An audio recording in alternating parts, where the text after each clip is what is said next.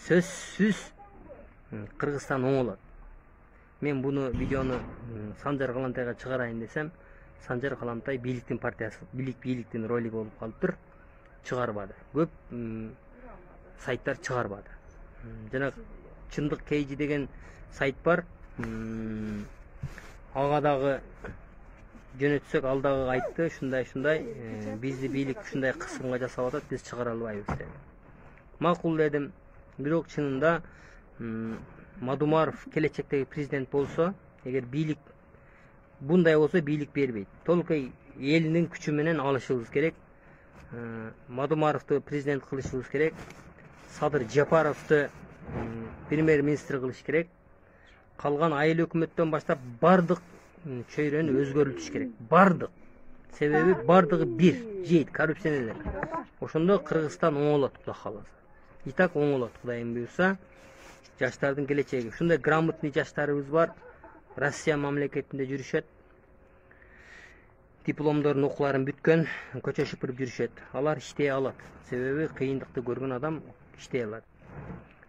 Кийинки өзү негизи азыр эки президент дагы түштүктөн, премьер дагы түштүктөн өзгөндө. Негизи президент түштүктөн болгон болсо, премьер түндүктөн болуш керек. Президент түндүктөн болгон болсо, премьер түштүктөн болуш керек. Ошондой эки салмактуу болот. А булар нагыл эле өздөрүнүн адамдарын коюп иштетип атат, команда. Ошон үчүн кийинки Мадумаров президент болгон болсо, Садыр Жапаров президент болгон болсо, кийинки алмашууда элдин каалоосу менен эле Садыр Жапаров президент болуп, Мадумаров президент болуш, премьер-министр болуш керек. Экөө тең салмакта ынтымактуу иштеш керек.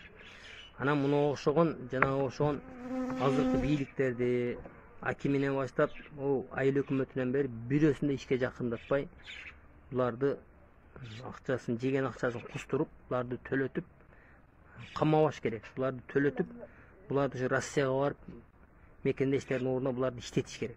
Ошо айдаш керек буларды. Тойду, болду. Ошон үчүн Кудай кааласа, Кудайым буйрса, аз убакыт калды. Бийлик биз жака да ойт, Аллахым буйрса, ооп келет. Мен буга ишенемин. Бирок мен азыр айтып коеюн. Биримдик партиясы эгер эки жүзүлөр көрүп атабыз, аяка секиргенде. Мен лично контрол кыламын, Кудай кааласа. Эгер Ачык Акыйкат каналында биринчи жолу болсоңуз, каналга катталып, мага жакты деген белгини басып, ой пикири калтырууну унутпаңыз. Чымындай жанды чыркыраткан чындык биз менен. Жакшы президент болуу үчүн. Себеби жаман президент болгум келбейт.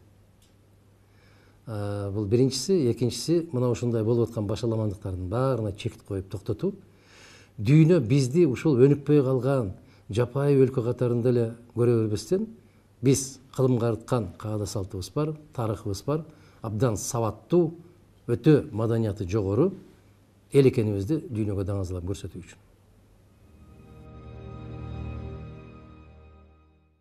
Биз мыйзамга баш ийген, конституциялык талаадан чыкпаган, цивилизациялуу, башка өлкөлөр менен тең болгон өлкө болобузбу? Же каалаган учурубузда ар кандай мыйзамдарды тебелеп тепсеп, эл аралык келишимдерге дагы көңүл бурбастан өзүн билемдик менен кетебизби? Бул бийликтин тандоосу болот. А элдин алдында кандай тандоо турат? Же татыктуу келечек, же башаламандык. А мыйзамсыздык болгон жерде ар дайым башаламандык болот. Кудай буйруп, биз жеңишке жетишип калган болсок, конституциялык реформа жасап аткандардын баары текке кетти. Себеп мыйзамды бузуу менен кабыл алынган мыйзам, ал мыйзам болуп күчкө кирбейт. Биринчиден бүгүнкү ошол конституциялык реформа жүргүзөбүз деп аткан азаматтардын өзүнүн легитимдүүлүгү, мыйзамдуулугу чоң суроо жаратат. Парламенттин тиешеси болбоо керек, себеп 28 октябрдан кийин алар легитимсиз. Кыргыз Республикасынын конституциясы боюнча президенттин милдетин аткарып туруучу инсан конституциялык реформа жасоого тыюу салынат. Мына ушул эки эң чоң негизги конституциялык талаптарды эске алуу менен биз жеңишке жетишип калган болсок, 6 октябрдан баштап кабыл алынган бардык чечимдерди жокко чыгарабыз. Кайрадан таптаза конституциялык талаага келебиз дагы, ишибизди оңунан баштайбыз. Бийлик биринчи кезекте адилеттүү болуусу керек. Адилеттүү болуу керек. Ошол адилеттүүлүктүн ичинде кандай болот? Бул биринчи мыйзамдуулук болот. Экинчиси адамгерчилик болот. Эми экөөнү кандай кылып бири-биринен жогору коюу мүмкүн? Адамгерчилик жок. Эгерде адамгерчилик иштей турган болсо, анда мыйзамды бузуп жиберген кезде дагы көз жумуп койгон болсоң, бул адамгерчилик деген түшүнүккө кирип кетет. Эгер мыйзамдуулук деген болсо, өзүңдүн эң жакының мыйзамды бузса дагы, мыйзамдуулукту талап кылуусу керек. Мына мени көптөн бери ушундай баягы кесиптештерим, тарапташтарым айтып келет атпайбы? Дайым эле мыйзамдуулук дей бересиз. Калгандары кетип баратпайбы мыйзамы жок эле депчи. Эми кеткендер алыс кетпейт. Биз баары бир коомду мыйзам менен жашаганга үйрөтүшүбүз керек. Мына ошол жерде тартип болот, адилеттүүлүк болот, тазалык болот. Бийлик биринчи кезекте ошол адилеттүүлүк деген сөзгө жооп берсе, ал туура коом болот.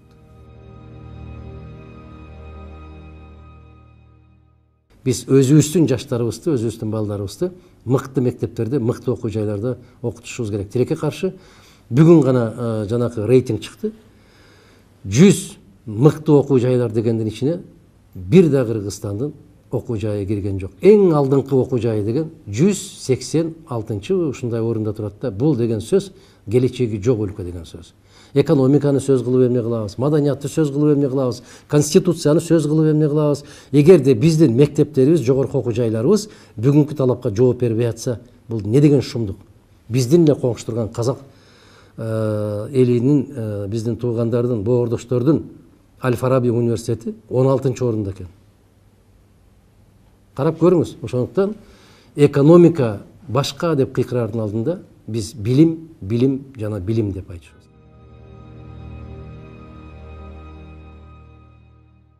Сот системасынын баракеттин баары ушул азыркы конституциянын 95-чи беренесинде турат.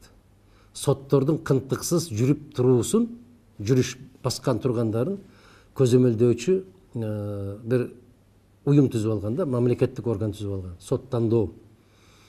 Мына ушуга сен чүчкүрүп койдуң, сен туура эмес жерде күлүп койдуң, сен бышкырып койдуң деген шылтоолор менен ар кандай сотту туура эмес чечим кабыл алып койсо, бийликтин көз карашында аларды кызматтан бошотууга мүмкүнчүлүк берет. Биз сот системасын ушундай кылмакпыз. Туура чечим кабыл алса, сотторду мүмкүн болушунча 70 жашка чейинки коюш керек. Туура эмес чечим кабыл алган болсо, 35 болгон болсо дагы кызматтан айдоо керек. Жөн эле айдабастан мыйзамды бузган катарында алардын жоопкерчилигин карап чыгуусу керек. Бир тарабынан, таразанын бир жагын алардын өтө көп чоң эркиндигин камсыз кылышыбыз керек. Ошол эле учурда жоопкерчилигин эскертишибиз керек. Болбосо караңыз. Кээ бир инсандарды сен той өткөрдүң деп айып пулга жыгып атат. Кээ бир азаматтар миңдеп адамдарды чогултуп алып, шайлоо, үгүт насаат иштерин жүргүзүп атат. Сот кандай чечим кабыл алышы керек? Кээ ошондо жетекчи таза болмоюнча, анын кол алдында иштегендер эч качан таза болбойт. Бул ички коопсуздук, экинчиси тышкы коопсуздук, үчүнчүсү социалдык жардамга муктаж болгон калктын катмары бар. Булар мунжу майыптар, жетим жесирлер, оорукчан инсандар. Мына ошолорго ата-энелик мээримди төгүп турган бийлик болуу керек, өкмөт болуу керек, мамлекет болуу керек. Мына ушул 3 негизги максатты аткарып, калгандарына тоскоолдук жаратпасак, биз бардык нерсеге тез көнүп кеткен элбиз. Өзүбүздү өзүбүз багып, керек болсо бөтөндөрдү да бакканга кабилетибиз дагы, күч кудуретибиз дагы жетет. Кудай кааласа, мына ошол эң негизги маселе ушул үчөө. Мен 98-жылы парламентте айттым эле, 2025 жылга чейин Кыргыз Республикасы сыяктуу бир топ өлкөлөр мамлекет катарында жоюлушу керек деген программасы бар. Бирок тилекке каршы биздин коом аны сезбей атат. Бир канча өлкөлөр жок болуп кетти. Соңку эле 20 жылдын ичинде.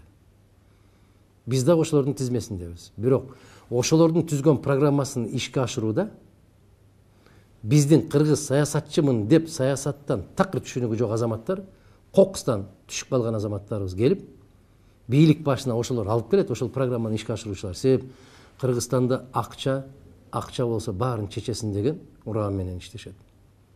Акча менен маселе чечпеген маселе жок Кыргызстанда деп алар ачык айтышат. Акча менен шайланбасаң башка шайлоого мүмкүнчүлүгүң жок деп алар ачык айтышат. Ошондуктан ар кандай саясий топторду ар бир кызыккан тараптар аябай чоң каржылоого алышат. А биздин коом тилекке каршы.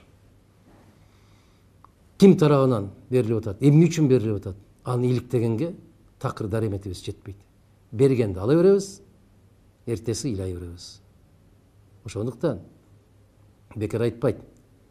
Бекер быштак тек гана капканда болот деп. Муну ошол быштакты жеп атканда, шорпоңду ичип атканда, акчаңды алып атканда, мунун артында кандай капкандын турганын билбей турган коом келечекте кулга айлануучу коом болот. Биз ошол быштак эмне үчүн турганын, кимдер койгонун, ал кандай кесепеттерге алып бараарын айтып жүрүп жаман көрүнүп атпайбызбы? Жаман көрүнсөк да, бирок тарыхтын алдында жүзүбүз жарык болуш үчүн мына сиздин биринчи сурооңузга кайрылып келем. Эмне үчүн президенттикке баратасыз дегенде. Мен ушул көрүп туруп, сезип туруп, билип туруп, биздин элибиз, өлкөбүз, мамлекетибиз ошол капканга баратканын көрүп туруп, аракет кылбасаң, анда элдин уулу болбой кал дейсиң да. Мына ошол сезимдер тынчтык бербейт да, күрөшкө чакырат.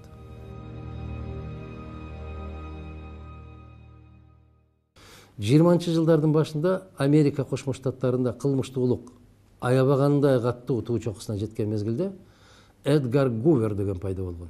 Жаш жигит, азамат, адис, мына ошону Конгресс суранган. Ошол ФБРга директор болуп бер деп. Ошол киши ушинтип айткан. Эки гана шарт коем, экөөнө макул болсо деп. Кандай шарт? Америка боюнча 1500дөн ашык кылмышкер бар эле. Башкесер. Мына ушуларды ФБР кайсыл жерде болбосун, соту жок, атып салууга уруксат берилсин деген. Ошол учурда кокустан жөнөкөй жарандар жабыр тартып калган болсо, ФБРдин кызматкери жоопкерчиликке тартылбайт. Карап көрүңүз. Бул аябагандай каттуу революциялык чечим. Экинчиси, миңдеген ФБР кызматкерлеринин баарын кызматтан бошотуп, ал жака жаңы инсандарды алуу. Эмнеге? Себеп бүгүнкү Кыргызстандагы азыркы кездекидей болуп, милиция менен кылмышкерлер, соттор менен кылмышкерлер, прокурор кызматкерлери менен кылмышкерлер бүт баары жуурулушуп биригип кеткен да, бийлик менен кылмыш дүйнөсү биригип кеткен. Америкада дагы дал ушундай окуя болгон. Аль Капоненин тушунда.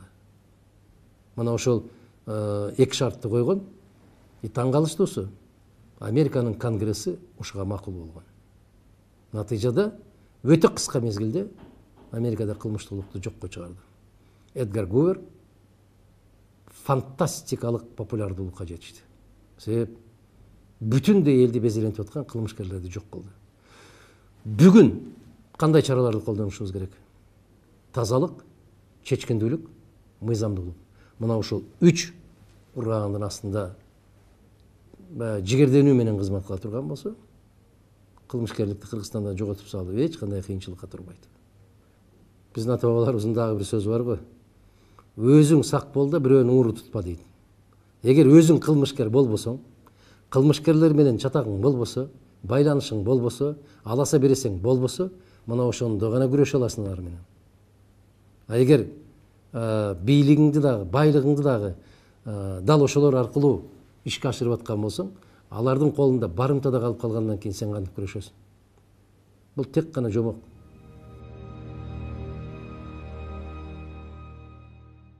Мен коррупция менен күрөшпөйм. Кудай буйруп, жараткандан буйрук болуп калдайган калктын колдоосуна ээ болуп калсак, биз коррупцияны жок кылабыз. А күрөшкөндөр ушундай экен да, биринчи партияны мен уттум, экинчи партияны сен утуп алдың, үчүнчүсү тең чыгып калдык деп эле кайра күрөшкө тартылыша берет экен да, биз күрөшпөйбүз. Коррупцияны биз жок кылабыз. Жок кылуу биздин колубуздан да келет, акылыбыз да жетет. Эң негизгиси ата бабаларыбыздын керемет батасы бар. Эки нерседен сактан дейт. Шайтандын азгырыгынан сактан дейт. Анан напсиңдин азгырыгынан сактан дейт. Нәпсіңден азғырығынан сақтансаң, коррупция жоқ болады. Тилекке қаршы көптөгөн атқа минерлер өз нәпсісінің құлы болып қалып жатты. Өкініштісі шу. Ошондуктан алар күрөшөт, биз күрөшпөйбүз, биз жок кылабыз.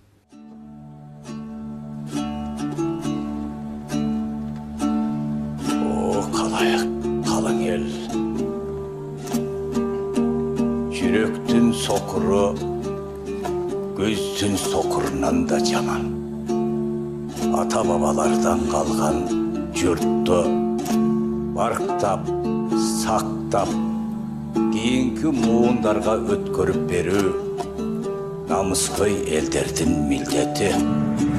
Көр дүйнөнүн кулу болуп, бөтөн элге жагынган, өдөнү сокур эл бузар саткындарга куттуу жерибизди терсетпейле. Elimiz için, yerimiz için, mekan için aramızı beken karmayla. Kuday Taalam özü koldusun.